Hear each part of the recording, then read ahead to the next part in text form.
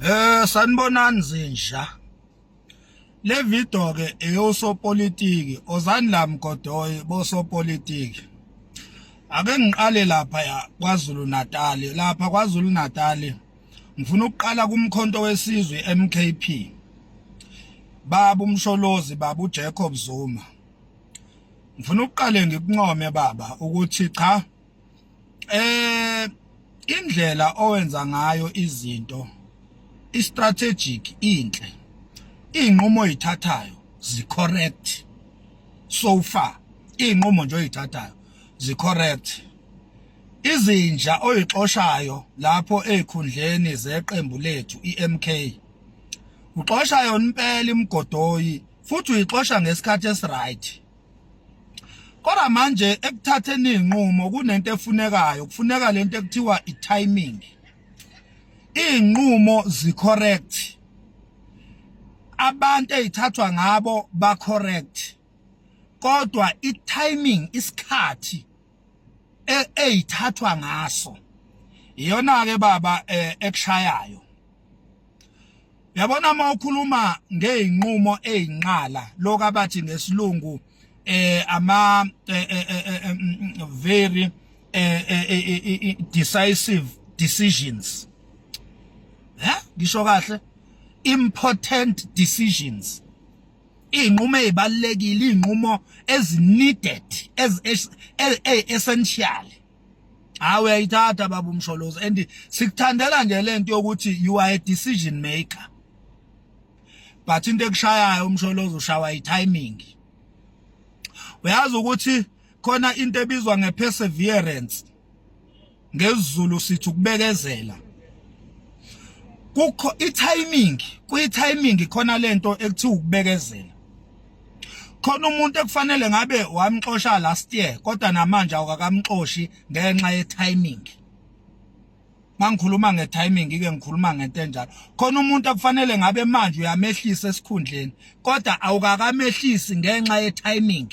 Kunezinto oqala uyibheke ukuze udetermine ukuthi sekuyiso yini isikhathi.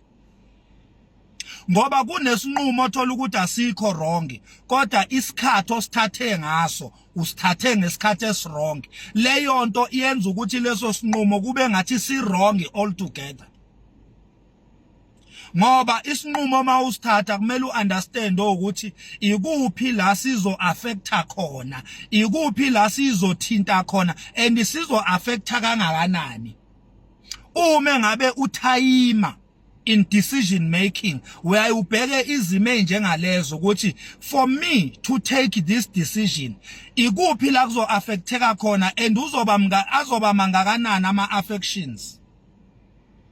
Makuwumonakalo uzoba mngakanani, makukuhle kuzoba kuhle kangakanani. So Msholozi ushawa i-timing. Awukwazi Msholozi ukuxosha abantu abayi-10 onyakeni owodwa. Even ngisho nje kwi-business sector. Ngikhuluma nawe ngoba ngiyazi ukuthi ukwi-business environment at the same time.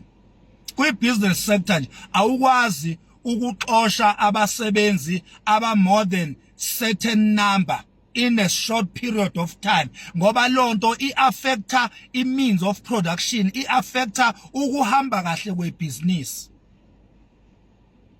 Into yokuqala kumele uqashe abantu abazo-replace labasebenzi abane-experience eyanele ukuthi i-production ngabe iyaqhubeka. Kumele uqashe ama-juniors, abantu abazofika be-immature, abazofika be-under experience, abazofika bezofuna ukufunda.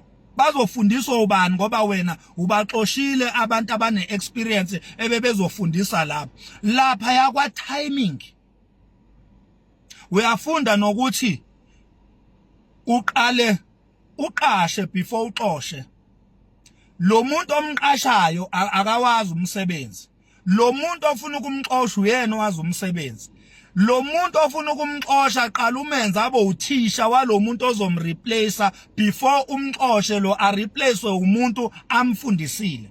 So wena Msholozi awukwazi ukuxosha abantu kangaka esikhathini esincane kangaka, iMK ingakaqedi ngisho u2 years 6 months.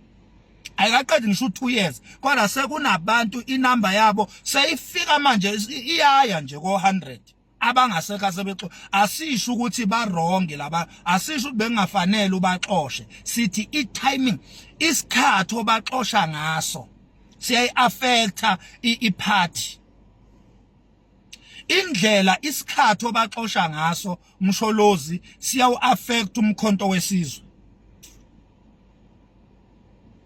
ikhona indlela engcono Msholozi ongahendlisha ngayo uJabu Khumalo ikhona indlela engcono ongamhendlisha ngayo aphume esikhundleni sakhe kodwa aphume ngaboni ukuthi uyaphuma aphume ejabula njobe eblida njena ehethi kanjena eyisikhala esingozi kanje kwi-MK njengamanje ngokwendlela akhishwa ngayo by the way akakhishwa ngokuthi indlela ahendlishwa ngayo iyona yamkhipha iyona yamxoshayo ngoba abanye uyabaxosha abanye awubaxoshi uyabahlukumeza baxoshwe ukuhlukunyezwa wena ungabaxoshanga lawa ama parliament members mangicabanga ngithi aye u10 aye u20 noma aye u10 ikhona indlela eyingcono okwangenzeka ngayo agcine ephumile wonke eParliament kodwa ngendlela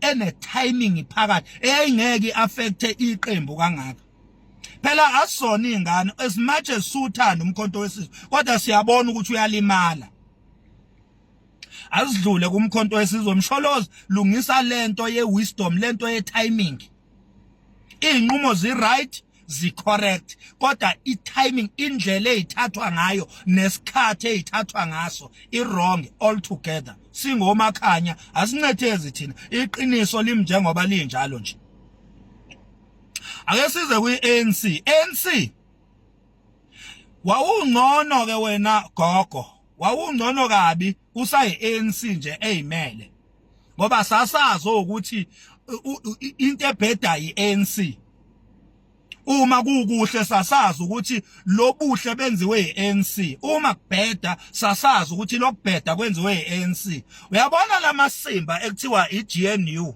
thuvi lonto leyo ngoba njengamanje wena ANC uyabhawa wena uyipuppet wena uyabhawa manje na ngoba awuseyona iANC usuyi-GNU